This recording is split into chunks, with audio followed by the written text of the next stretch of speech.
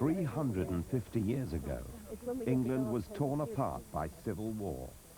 It would last 9 years. The State Barrier comes right around in the sweep behind the...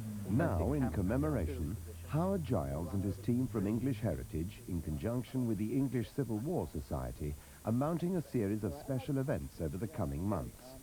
This is the story of one weekend, the assault of Helmsley Castle.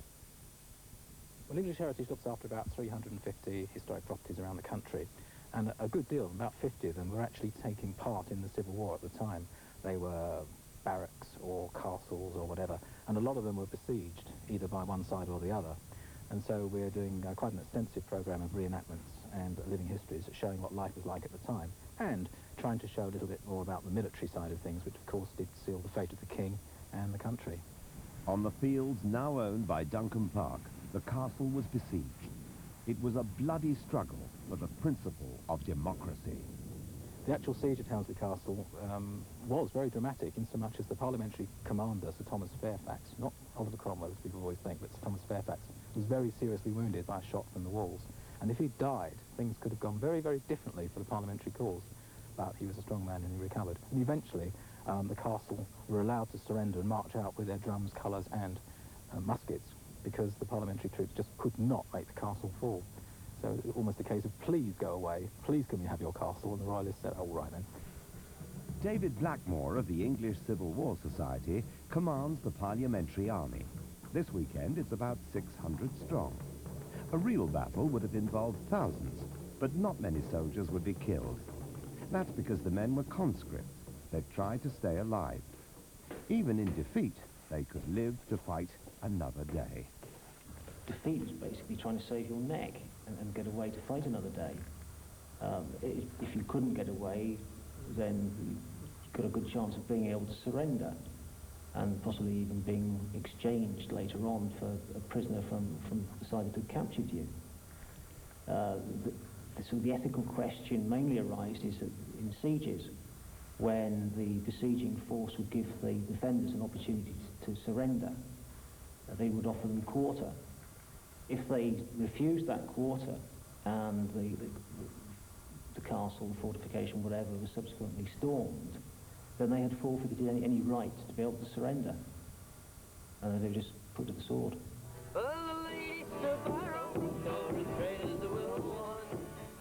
Once dressed up on the soldiers' campsite, society members pride themselves in the roles they play and their attention to detail.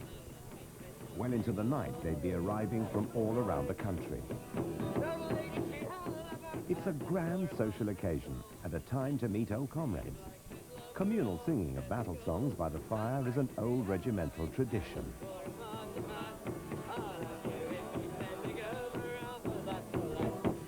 It's certainly traditional in this regiment. We've always been a singing regiment for many years, and it's something that goes on every night. A little bit of drink and a good fellowship, good company, warm fire. What more can you want of a weekend? You want this? Yeah. Right. What name is this?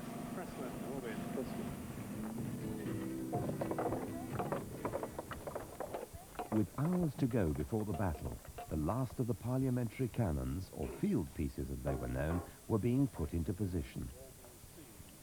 In a battle, guns like these would be used to blast the stone of a castle's defences and disrupt the enemy, rather than kill. The gunners were skilled mercenaries and would fight for either side, depending on who paid the most. As rehearsals started, the musketeer regiments marched on to go through their drill. Over this weekend, 2 battles would be fought. Each side would have a chance to win.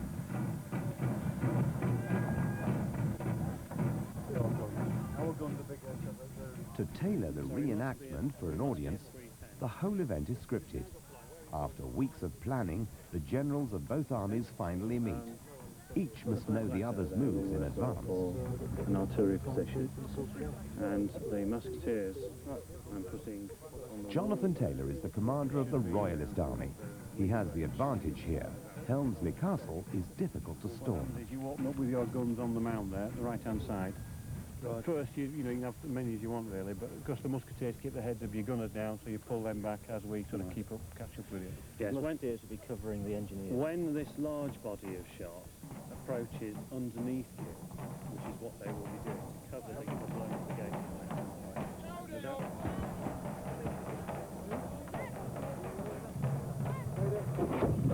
The infantry is divided basically into two types of soldier, the musketeer and the pikeman.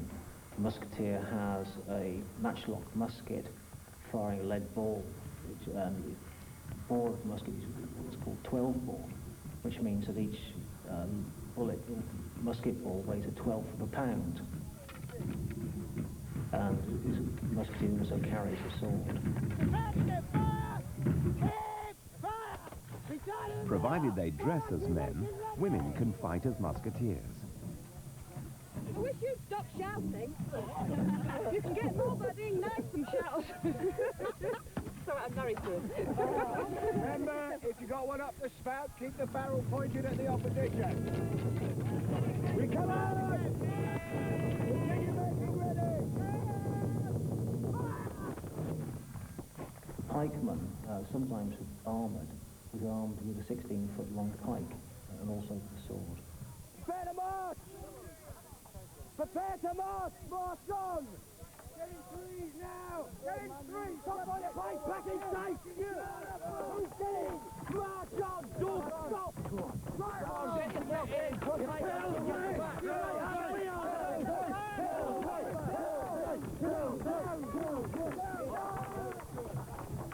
You've got to reform faster. You're not reforming fast enough. That's the main thing. And don't drop out after 2 or 3 pushes. Right? If I see people standing around this afternoon, I'm going to come and hit you with this, right? With rehearsals over, Howard was making his last check. Things are going swimmingly. We've got people trying to climb the back walls of Helmsley Castle to get into nothing, and the PA turned up late. But apart from that, everything's going really smooth, and we've got it all sorted out. Typical for a large-scale event, you always get minor crises happening all the time, really. But all under control, and it should be a really good event. The main problem is the fact that we are a scaled-down version of the real thing. The problems are just the same, and the drill we use is just the same.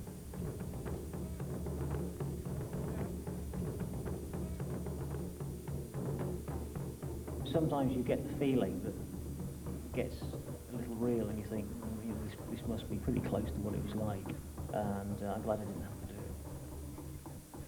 I'm pretty sure, you know, that they've got my size wrong. I think they have. Start again. Start picking up all right.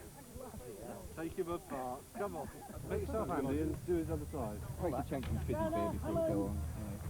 Right, how much of an arm Gentlemen, sir. And up on the hillside, the parliamentary gunners are looking after their pieces.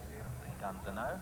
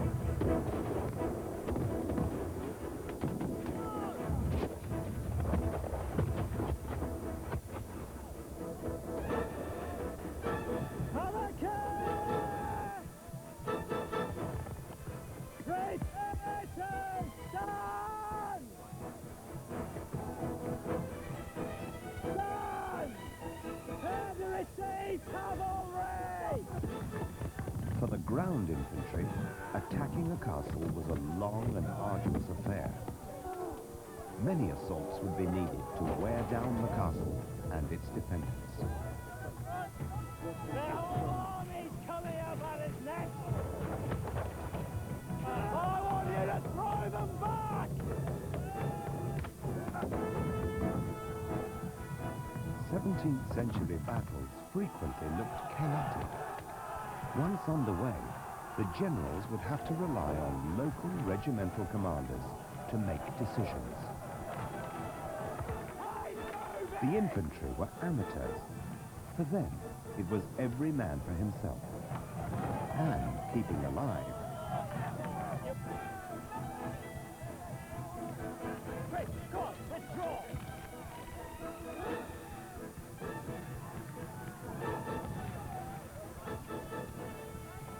This assault was to prove fruitless. Keep it moving! Drive up the hill! Drive up! Up the hill! Keep going! Keep going!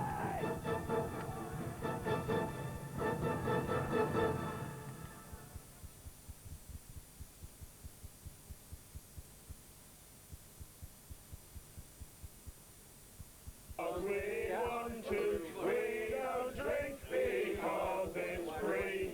We just drink because we have to. Alcoholic. Singing songs more reminiscent of a rugby club dinner, the Civil War reenactors celebrated a glorious battle. Over the weekend, every pub in Helmsley was full. In the 1600s, drinking wasn't just a pastime, more a necessity. The water was generally undrinkable. Most of the population quenched their thirst on small ale, a weak beer. People didn't go about drunk, though. They'd built up a tolerance to the alcohol.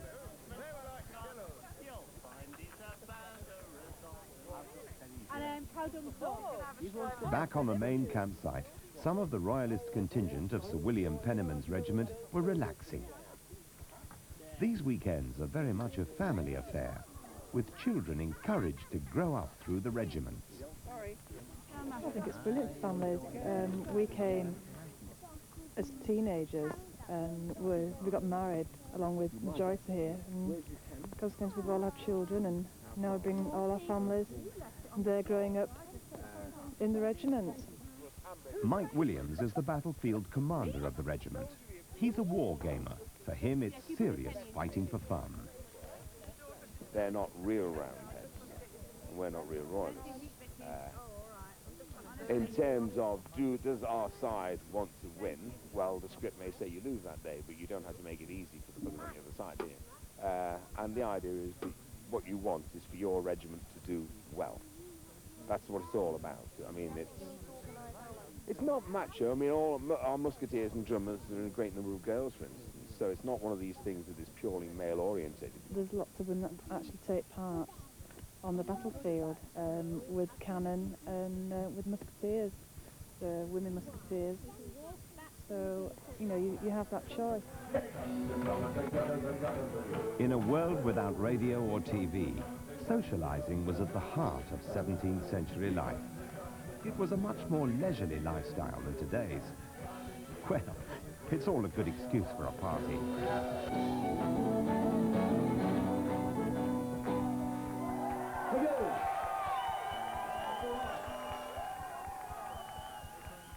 In the morning breeze, the living history camp just next to the battlefield came alive.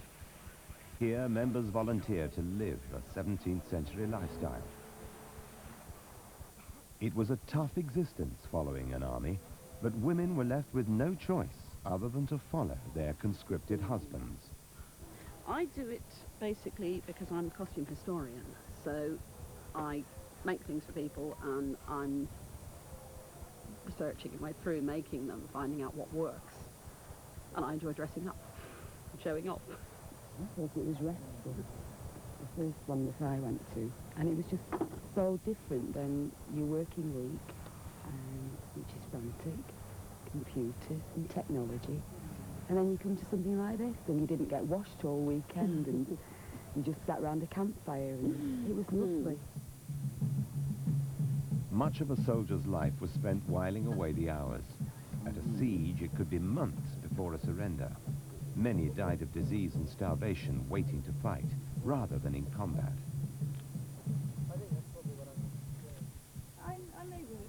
This tent would have belonged to an officer's lady. Sue is acting the part of her maid. Officers' wives still had to live off army rations. She called me fat.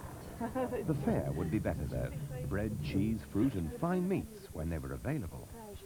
If you look about the tent, this is a grander tent than you've seen of the soldier ones, and you see many of her clothes and equipment about. She has a bed and myself to look for her needs. Like the soldiers, Sue would have to sleep on the floor. All right, cheers. Back at the main campsite, Des Thomas checked the powder rations. He's been involved with the society for over 20 years and helped write the battle script. It's escapism. I think that's the answer, really. You know, I work at Leeds Prison, work as a prison officer there, and you come away to a weekend and you can bring the wife and children. You really can. And the dog and the cat, and the caravan, have a nice weekend now. It's escapism, get dressed up in something different. It's a game. But I mean, the excitement's there, but it's controlled. I mean, there are officers and sort of a structure there to control it, so it's obviously controlled. On the battlefield, there are few injuries. Children are kept well away. For a pikeman carrying his 16-foot pike, it's no more dangerous than rugby. It's an extremely long weapon, if I can bring it down. It's got a very sharp head with a series of longettes either side. These are actually designed to stop cavalry weapons from chopping the head from the pike. So that basically the main aim of the pike is actually to defend against cavalry rather than the more obvious use of attacking infantry, shall we say. It was time to fight again. Oh, move! Mr. Johnson, you're late. Move! The society had their own version of 17th century battle techniques.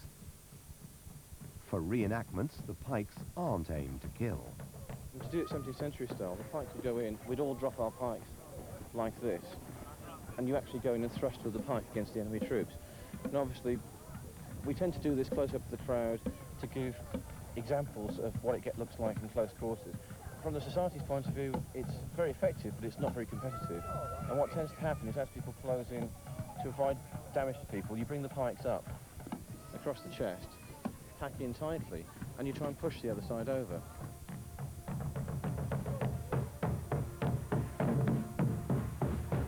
The war was fought for religion, politics, and social freedoms.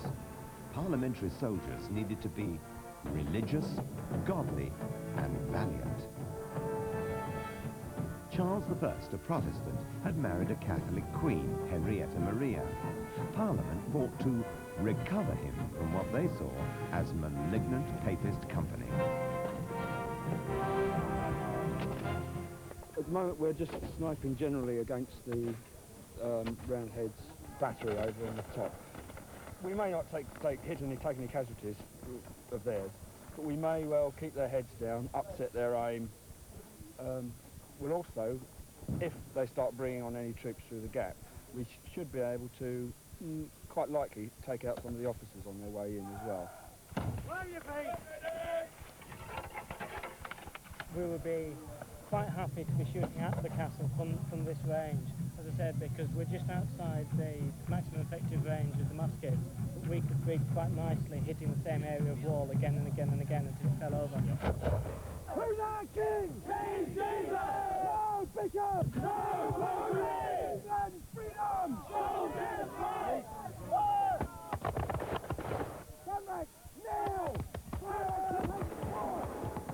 For me, it's very much like playing war games, except these are real people and they have real sensibilities and real morale problems, and so there's a considerable command element to it. It's great fun.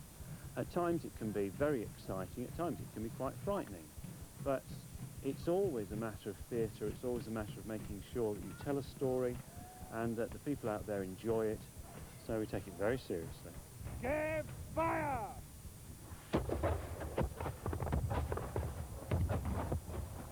These guns will hold this position to support our infantry to sally out and also to beat back any attack from the rebel forces.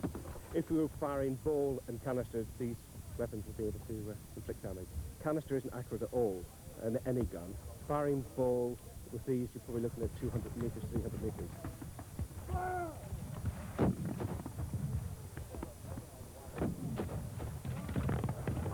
back on the gun.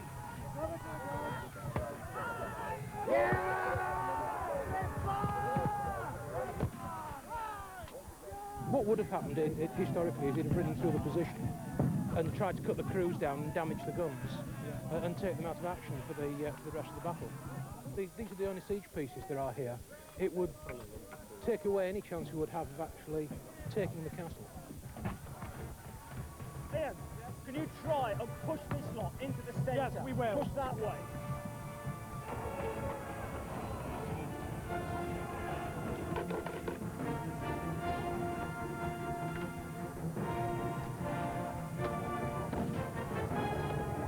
This time, the parliamentary forces won control.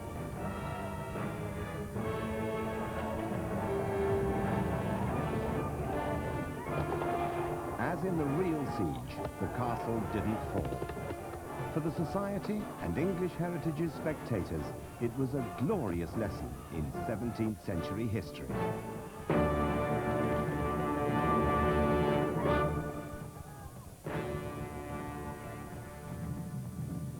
We bring history alive. We are, at the very least, giving an enjoyable weekend away for our members and an enjoyable day out for the public who come to watch us.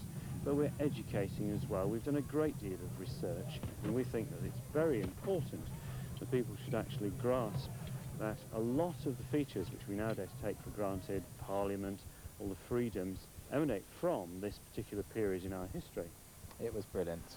We had a target of between 5,000 and 10,000 people coming along, and we had 8,000 people. The weather was kind to us, the show was spectacular. Hopefully 8,000 happy people have gone away knowing more about English heritage and Duncan Park, of course, and will come along and look at other sites and know more about their history.